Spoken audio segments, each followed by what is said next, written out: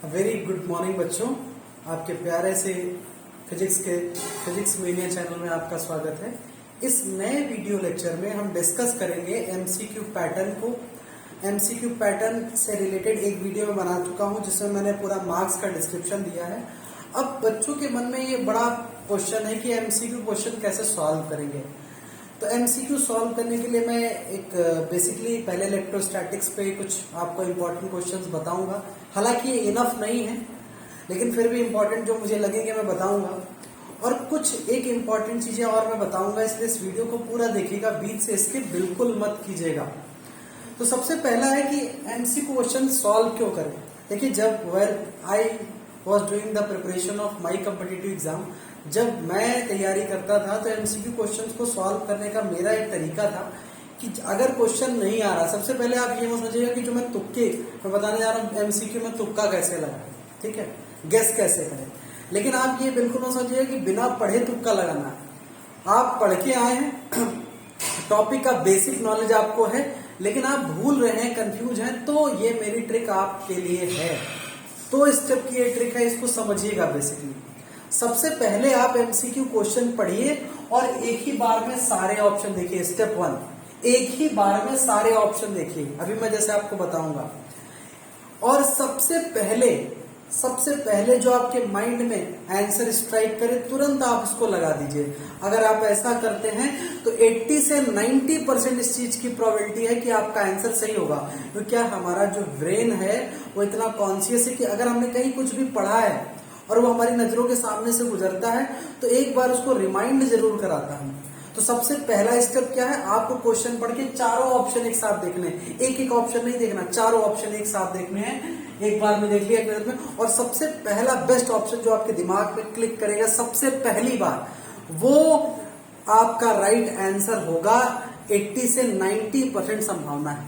मान लीजिए ऐसा नहीं हुआ, आप कंफ्यूज हो गए। स्टेप 1 यहां पर कैंसिल करते हैं। ये तो स्टेप 1 में हुआ, जो बच्चे पढ़ने लिखने वाले हैं वो स्टेप 1 में ही कर लेंगे। लेकिन मान लीजिए आपने जो है समझ में नहीं, आप कंफ्यूज हो गए, चार ऑप्शन देखा, तो आपको यहां पर एक स्ट्रैटेजी अपनानी है। जैसे आपने केबीसी देखा है, उसमें 50-50 का एक ऑप्शन देते हैं, ठीक है। तो आपको, जैसे आप अगर 4 में से तुक्का मार रहे हैं, नेगेटिव मार्किंग नहीं है एमसीक्यू पैटर्न में, 4 में से अगर आप तुक्का मार रहे हैं तो 100% आप गलत हो जाएंगे। लेकिन अगर 4 में से 2 आ जाए, 2 ऑप्शन आपको बेस्ट सेलेक्ट मिल जाए और 2 में से तुक्का मारते, तो मेरा मानना है कि अगर 10 में से आप मारते हैं तो 5 क्वेश्चन तब भी सही हो जाएंगे, नेगेटिव मार्किंग नहीं है, तो ये 5 नंबर आपको मिल गए, ठीक है। और एक चीज, कोई भी क्वेश्चन छोड़ना नहीं है। तो दूसरा हमारा स्टेप ये है कि आप क्वेश्चन पढ़ने के बाद बेस्ट 2 ऑप्शन सेलेक्ट करिए। अच्छा, ये आप तभी कर पाएंगे जब टॉपिक की बेसिक समझ आपको है। जैसे क्वेश्चन लेते हैं, यहां पर मैं इस क्वेश्चन के माध्यम से दूसरी ट्रिक आपको समझाने की कोशिश करता हूं। 2 point charges plus E and minus E are kept inside a large metallic cube। एक क्यूब है, क्वेश्चन के अकॉर्डिंग एक क्यूब है, ये देखिए क्यूब हमने बना दिया। इस क्यूब के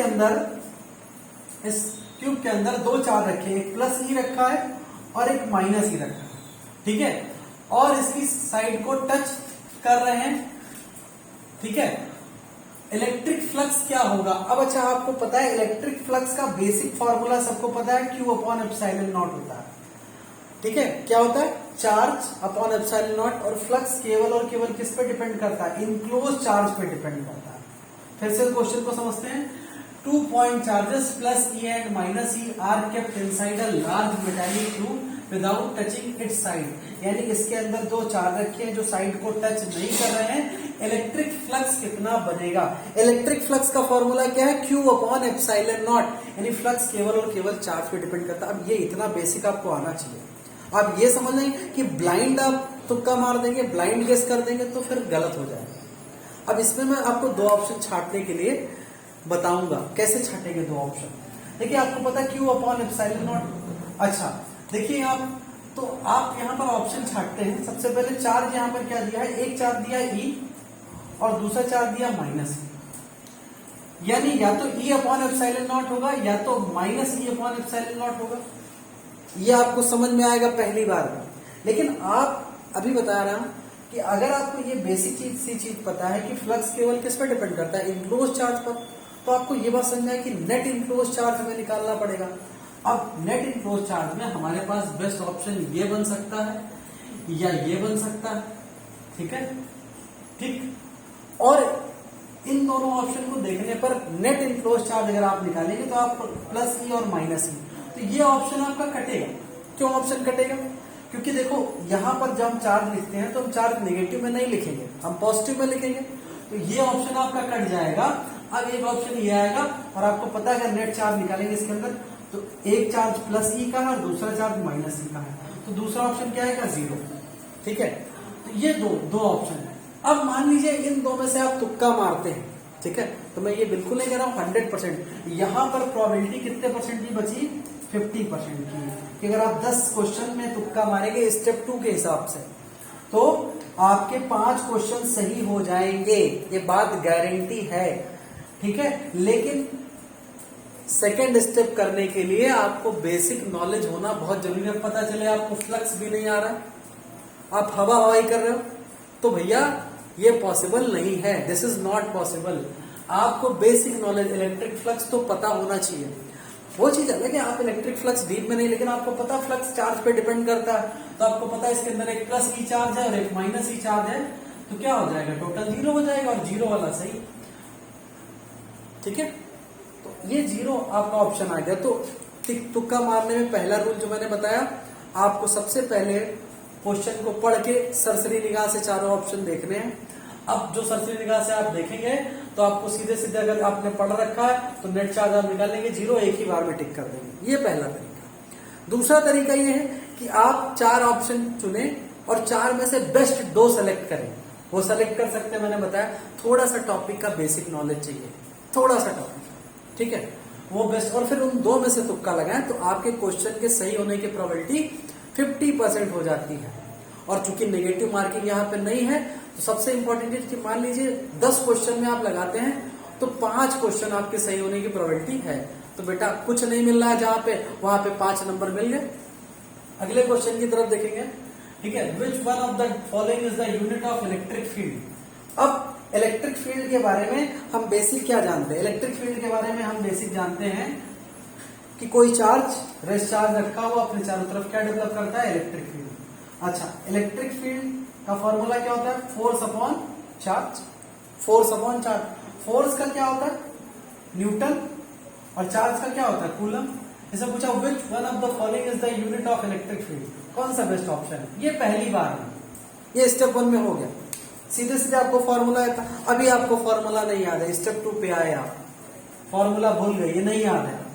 अब आपको पता है यूनिट ऑफ इलेक्ट्रिक फील्ड क्या है, अब आपको ये पता है कि इलेक्ट्रिक फील्ड होता क्या, फॉर्मूला भूल गया। इलेक्ट्रिक मतलब चार्ज और फील्ड मतलब एरिया, यानी चार्ज जो अपने चारों तरफ एरिया क्रिएट करता है, रेस्ट चार्ज, उसको हम इलेक्ट्रिक फील्ड के दायरे में लाते हैं, ठीक है। तो इलेक्ट्रिक फील्ड को हम क्या बोलेंगे? कोई भी रेस्ट चार्ज अपने चारों तरफ क्या बनाता है? इलेक्ट्रिक फील्ड बनाता है, क्योंकि इलेक्ट्रिक फील्ड लाइंस वहां पे होती है। तो अब यहां पर देखो इलेक्ट्रिक फील्ड के फॉर्मूले में अब ये कूलम, सबसे पहला ऑप्शन देखते हैं, तो कूलम चार्ज का होता है, ये ऑप्शन कट गया। न्यूटन फोर्स का होता है, ये ऑप्शन कट गया। अच्छा, वोल्टेज, वोल्टेज से वोल्ट बना, तो यहां पर प्रोबेबिलिटी हो सकती है कि हो सकता है पोटेंशियल और इलेक्ट्रिक फील्ड का रिलेशन है, तो हो सकता है ये हो जाए, क्योंकि ये दोनों तो बिल्कुल नहीं हो गया। बेसिक बच्चा भी इस चीज को समझ जाएगा कि कूलम और न्यूटन तो बिल्कुल है, कूलम चार्ज की यूनिट होती है, न्यूटन फोर्स की होती है। वोल्ट और न्यूटन पर कूलम में होंगे। अब वोल्ट आपको, अगर आपको पोटेंशियल पता है तो आपको पता है पोटेंशियल का होता है यूनिट वोल्ट, यानी बचा क्या? रेस्ट ऑप्शन न्यूटन पर कूलम। देखिए सेकंड ऑप्शन में प्रोबेबिलिटी 50% की है, लेकिन वो भी काम करेगा। एक कहावत है कि बेटा अगर कुछ न मिल रहा हो तो उससे कुछ भला होता है, ठीक है। तो बस वही है। तीसरा क्वेश्चन लेते हैं, if a dipole is placed in uniform electric field then the resultant electric force on it. Question पढ़ते हैं कि अगर एक डाइपोल कहाँ रखा है? Uniform electric field. तो यूनिफॉर्म इलेक्ट्रिक फील्ड को हम पैरेलल लाइन से शो करते हैं। यूनिफॉर्म का मतलब क्या होता है? एक जैसा। यहाँ पर एक डाइपोल रखा है, इधर माइनस क्यू है, इधर प्लस क्यू है। डाई मतलब 2 होता है, पोल मतलब क्या होता है? एंड्स, यानी 2 चार्ज अलग अलग एंड्स पे रखे हैं। अच्छा, इस पर नेट फोर्स निकाल लें तो आपको पता है कि अगर कोई भी चार्ज इलेक्ट्रिक फील्ड के अंदर रखा है तो फोर्स क्या लगेगा, QE लगेगा। इधर क्या लगेगा, माइनस QE लगेगा।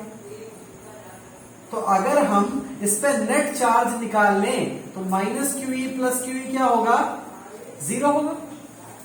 ठीक है, तो यहां पर क्या आ जाएगा आपका, सीधे सीधे नेट फोर्स क्या होगा, ऑलवेज 0 आ जाएगा।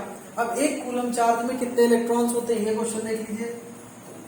चार्ज और इलेक्ट्रॉन में रिलेशन क्या है, quantization of charge, Q is equal to n लगा दीजिए और यहां पर क्या आ जाएगा, n is equal to Q upon ई।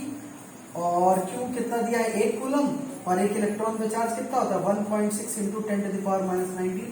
तो ये आएगा 6.25 इंटू 10⁻18, यानी पहला ऑप्शन सही हो जाएगा। तो देखिए इस तरीके से MCQ में अगर आप पढ़ के आए हैं तो मैं बिल्कुल मना करूंगा कि आप स्टेप 1 नहीं करिए, सीधे ऑप्शन देखिए और चारों में से पहला, सबसे पहली बार अपने माइंड को जज करिए, माइंड को रीड करिए अपने। जैसे रैंडम आपने ऑप्शन देखा, फिर माइंड को रीड करिए कि हमारा माइंड सबसे पहले किस ऑप्शन को टिक करने के लिए बोल रहा है, बस वो आंसर होगा ये मान लीजिए। अगर ये स्टेप में आप कंफ्यूज होते हैं तब आप सेकंड स्टेप पे जाइएगा। ओके, तो ये इंपॉर्टेंट है। कुछ और इंपॉर्टेंट क्वेश्चंस मैं डिस्कस करूंगा अगले लेक्चर में। अगर आपको मेरा वीडियो पसंद आया हो तो प्लीज लाइक और सब्सक्राइब जरूर करें। Thank you very much.